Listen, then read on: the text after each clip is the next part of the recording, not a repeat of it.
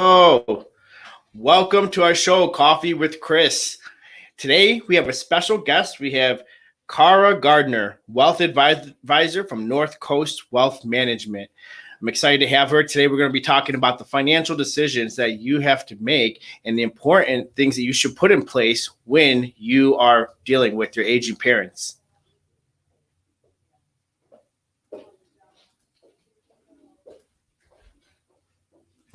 Welcome to our show, Coffee with Chris. Our mission is to provide you with home care tips, education, and resources to ensure you receive the quality care you deserve in the comfort of your home.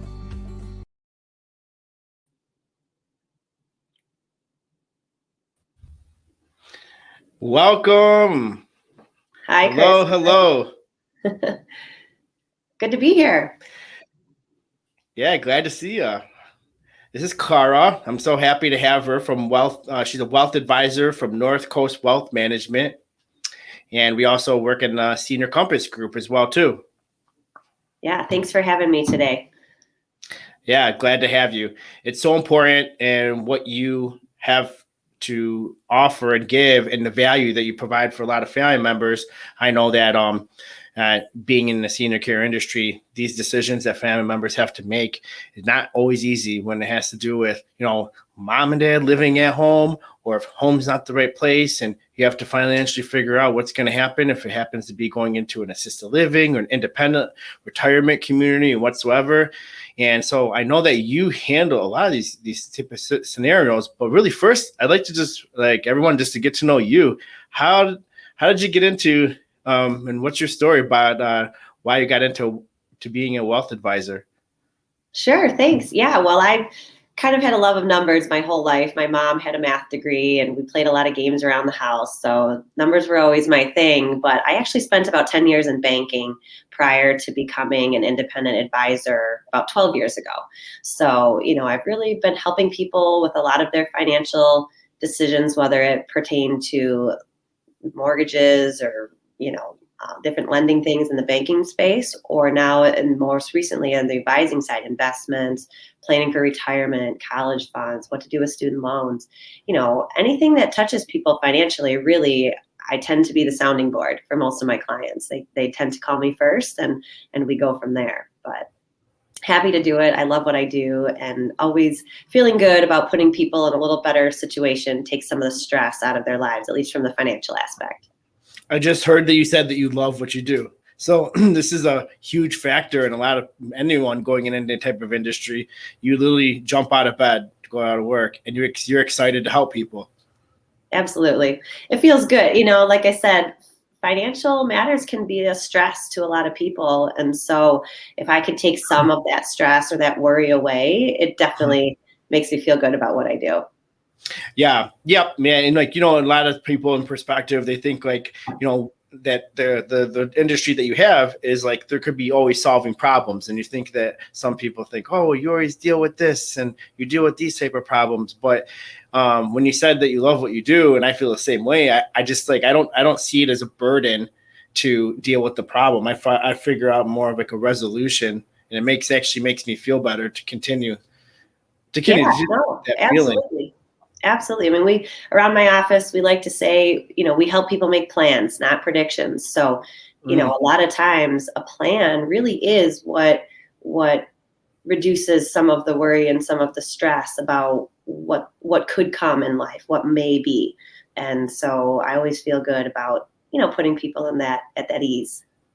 That's great. Yeah, that's important. I think that and then dealing with the aging population and family members during these times, you definitely have to work with somebody you trust, and especially with those stressful times.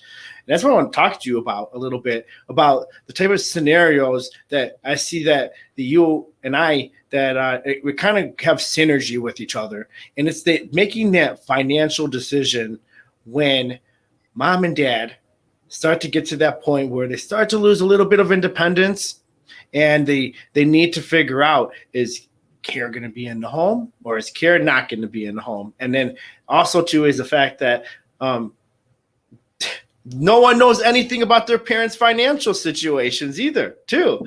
And these type of scenarios, do you come across I guess we'll just start with that. Do you come across family members, like they just have no clue of what's going on with their financials?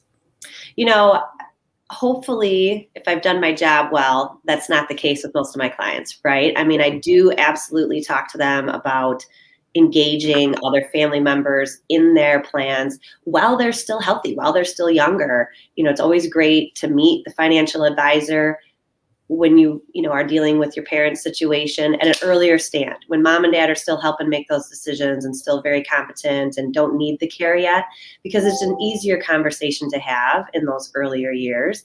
And also, we can help set things up on their accounts that allow them to possibly have access. Maybe mom and dad want to add someone as a joint owner on the account.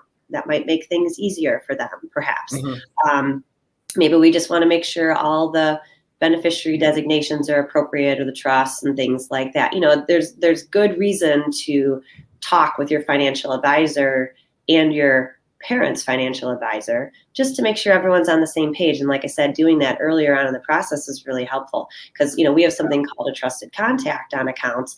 And what happens is, if mom or dad, if I find, or the advisor finds that they're concerned about maybe their mental acuity, or maybe they're worried they're being, manhandled by somebody, they don't like what they're hearing from them. There's a child or somebody that we can contact and say, hey, how's mom or dad doing these days? He's called me a few times asking the same question recently, sort of red flag for me, so it's very important as so you're a dementia expert too. No, hardly.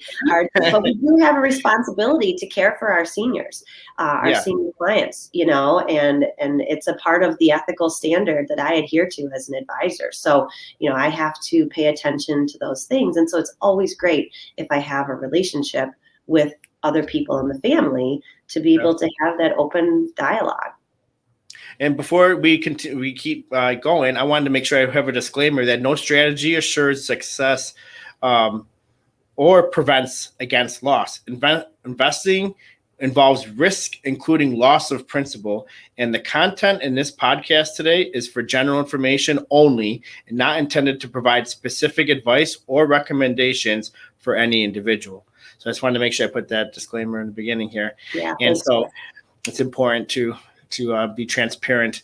So yes, and so I truly believe that a lot of the family members, a lot of them really don't have power of attorney, and they just don't know. And then until the time has come when mom and dad start to lose independence, then they realize that they need power of attorney paperwork, and making those decisions. And would you agree that, I guess, like, what me ask is, what average age do you see that it's good to prepare to start talking about power of attorneys for health and financials, and digging in with your parents about this? Yeah, I heard something recently that says you're, not really a senior until you're kind of in that 75, 80 range. So people still feel quite young for a long period of time. So I think that's part of the challenge. People are living longer. And so we think, even in our 60s, that hopefully we have many years to go. But the realities are maybe, right? I mean, we hope, but we don't know for sure. And so, even as early as the kids being in their 40s and the parents being in their 60s, that's a good time, maybe even sooner.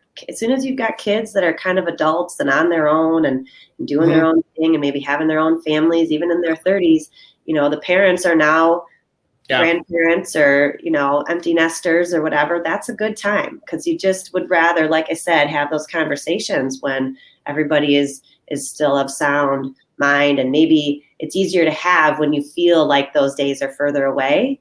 So, I have a client right now that the son is dealing with this, and he's in his early 40s. And, unfortunately, dad has had some health complications, and he's in his 70s. But we're already dealing with that. We're already at that phase. And thankfully, they've been included in the financial process he's been in for some time. But you might think, at 40, that's a little young to be worried about this situation with your parents, but it's really not. I always, when I was being raised, that it was always said to prepare for, if you get to a point in life where you could financially be able to prepare for the later years in life and be able to just kind of put aside to it. I know when I first started my home care company, after, 3 years, right away, I got life insurance for myself. And I was young, that was 10 years. That was, I would say, I've been in business for 10, but that was probably like good, maybe like 8 years ago. And so, and like, that's important. I know I had our conversation with our parents when my parents were 60, and now they're, edging towards 70 years old now. But we had that conversation with them, me and my sisters, and wanted to make sure that everything is set, because like you said, making like stressful decisions during a stressful time, especially when like they get hit with a diagnosis or something's going on, it's so hard, and it makes it much more like difficult for us to do our job, but at the same time, we will do our job right. But also too, is that you can't prevent it, right? These are the questions I think that we see that a lot of family members they don't talk about, they don't discuss till later. Right. And part of my job is to help people understand the risks financially for them, right? Not just in investments, but the what ifs. What could be a large financial burden for you?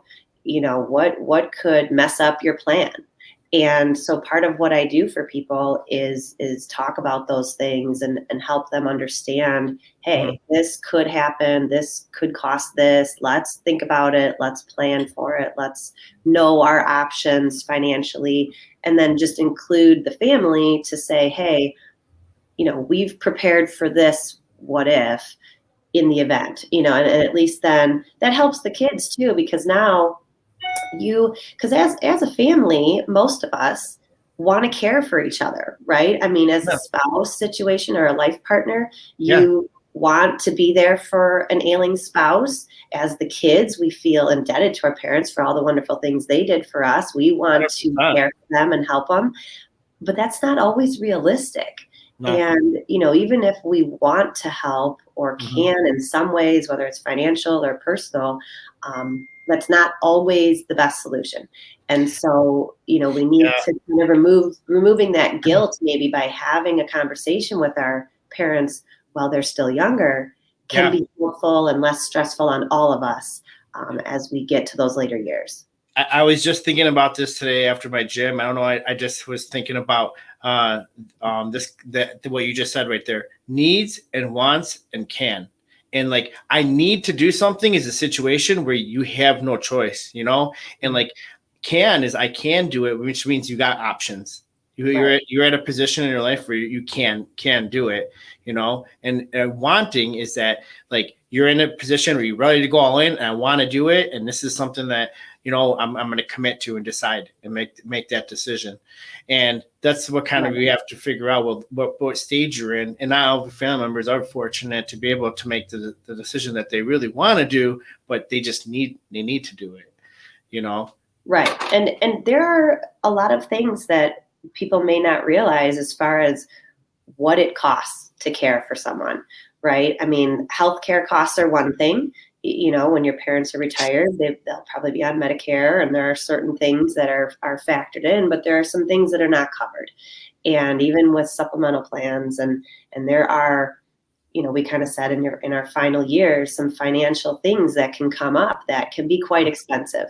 And whether getting home care in your home versus going somewhere, planning can really give you that option. If you think ahead, and maybe we talk about whether or not the primary residence will be paid for, that frees up some cash flow.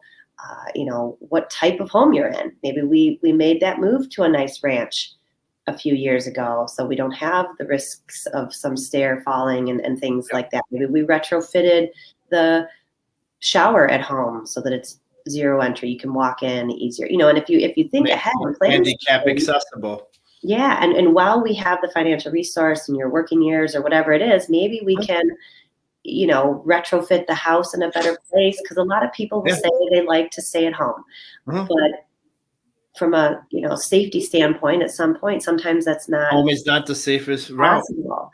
Yeah. But if it is, home care can be an option, but it's expensive. And, I think people need to know the reality of that. Not that Yeah. it's not still the right choice for them, but if you plan ahead, if we think about it, if we set some money aside, you They could may be say able to this get your many wish. years, mom and dad, it looks like, and it depends on the situation. You know what? Some family members, like, you could stay at home for the rest of your life, where you're at, and that's what you would come in as, you financially, you guys are okay. And this is like your 10-year plan right here, Right. and if it has to kick in, in certain funds or assets or however type of passive income that they're bringing in, I'm assuming that this is where your specialty is. I wanted to talk to you a little bit about that. What when family members, let's talk about two different scenarios. Family members that do have wealth and they're be able to afford the care and be able to always make that decision to have to be age in place in their home for the rest of their life.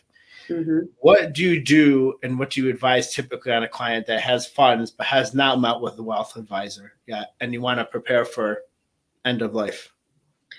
Right. Well, I think the first thing we do, and one of the things I do often for people, is crunch numbers, right? I mean, I'm the numbers person. So we'll sit down, we'll take an assessment of all of your resources, whether it's investments outside of the home, equity in the home, savings and different things that you have, insurance policies.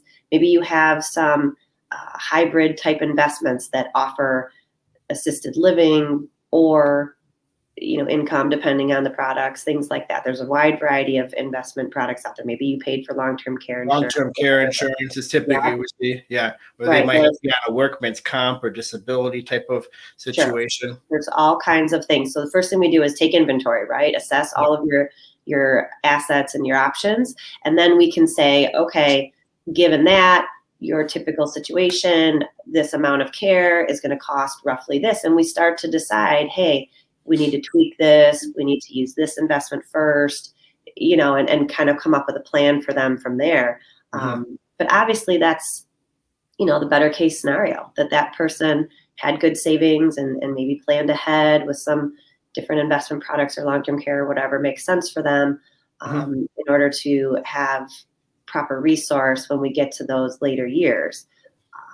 But obviously your second scenario is that not everybody has that. Scenario, yeah. I was going to say, now mom and dad don't have much wealth. Kids are working their butts off. They're trying to do the best they can. They don't have, and everyone can't financially dip in to be able to afford the care at the home, and what's that type of scenario when some of the family members come to you and you figure out a game plan for them? Sure. And parents don't want to be a burden. I don't think as a parent, you never want to think that you get to your later years and now your kids have to take care of you financially. So again, planning ahead can really help relieve that burden.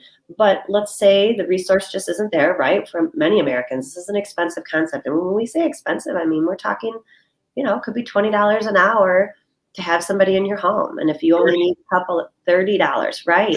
25 to 30 now. That's the national rate now. Yeah. So, I mean, that adds up quickly, thousands of dollars when you need some care. If you needed round the clock care, I mean, we're talking tens of thousands of dollars, so people could be over 100-some thousand a year if you need real, serious care. So, that is not accessible for every American, obviously. And so obviously there are some other programs. There are things you want to look into. Maybe there's some veterans benefits. Maybe you were gracious enough to, care for us as the country and you're a veteran. And so there are some programs out there for you. Maybe there are some Medicaid situations. Medicaid programs out there. Yep. Yeah, but and looping in estate attorneys obviously would be an important concept in this conversation we're having right now. They really know the ins and outs of those programs, but just kind of as a big picture, there are some options out there, and you just want to know what they are and who you should contact to find out what's available to you and what you need to do in order to make those funds available to you. There are many steps to that process. There's some loopholes. There are some things that you just want to know. Typically, a state attorney has those we give advice to. That's why I usually direct them to, because it comes to a point in time where Medicaid might be a good option for you, but you have to, if you have funds, or you do have, a house and some assets in your name, you don't qualify for it. And that limits you for the care that you're going to have at the disability that you currently are dealing with. So some Right. family members have to move into Medicaid for their wellness, too. Right. Well, and I think that's one of the reasons you and I are in this Senior Compass group together, is that we like to be the resource for our clients, right? We know enough to understand that there are options out there and there are some nuances to them, but then we loop in our other professionals that we work with, state attorneys, Medicare specialists, things like that, so that we make sure all of our clients and patients are getting the right information and understand how to take advantage, if possible, of some of those resources. Yeah, that's great. Yep. And so you said Senior Compass Group, you're big in networking. You're, in a networking group with me. I know that's for sure. Do you feel like networking, how do you feel like in your business, how that has helped you? Yeah, I think as any professional, any real professional, in my opinion, knows what they know and knows what they don't know, right? I mean, I am not an attorney. I am not a CPA. I have access to that. I actually have advisors on my team that were attorneys and CPAs. But I know who to contact. And I think networking is very important to create a circle of strategic partners so that I can be the go-to person for my clients on a wide range of needs for them, whether it pertain to the finances, obviously the taxes, the legal side of things, the actual care that they, might need in the future, people to help them navigate this world. Because there really are there's so many things to remember. And I just don't think it's fair to say that any one professional could know all of the details. But what you need is a team, a group of professionals that you can count on, that you can trust to be there for my clients, for ourselves, and really give us all the information that we need to make good informed decisions. Yeah. I think what you do is so important, and I really thank you for everything that you do. That's for sure. And I know that during these times, a lot of the family members that are watching this right now is that you're probably having an epiphany moment right now. Sure. Dealing. Yeah. Sorry for my cough. But it's you have an epiphany moment, and if you do feel like that, maybe possibly you are looking for some guidance, Cara, what's the best way for someone to reach you? Yeah, absolutely. Well, I think you were going to share our contact information, but by phone, by email, our website has a contact me spot on it. But I'm really quite accessible. Nowadays with technology, you can reach us, on cell phones and email, and everything comes to us pretty frequently. So any way that works for you works for me. Perfect. Yeah. And after this, when I do post this, I'll be putting Cara's contact information out there. So you make sure if anybody needs her services, you could reach out to her. And so thank you for joining me here. Yeah. The only other thing I was just going to put out there, like I said, I'm with Northcoast Wealth Management. I'm in Farmington Hills, so pretty centrally located to our area, I think. And just kind of to remind people that the securities and advisory services are actually offered through LPL Financial, which is a registered investment advisor and a member of FINRA and the SIPC, and that myself, Northcoast Wealth Management, is not an affiliate company of LPL Financial. Perfect. That's great. Thank you for joining us, and we look forward to seeing you on our next topic that we talk about with our wealth advisor. Thank you. Yeah, happy to be here, Chris. You're great at what you do, and glad to be affiliated with Affinity Senior Care. And any way I can help, I'm always happy to. Thank you. Yep. And I hope you have a great day, and we'll be talking soon. Okay. Take care. Thanks. Yep. Take care. Welcome to our show, Coffee with Chris. Our mission is to provide you with home care tips, education, and resources to ensure you receive the quality care you deserve in the comfort of your home.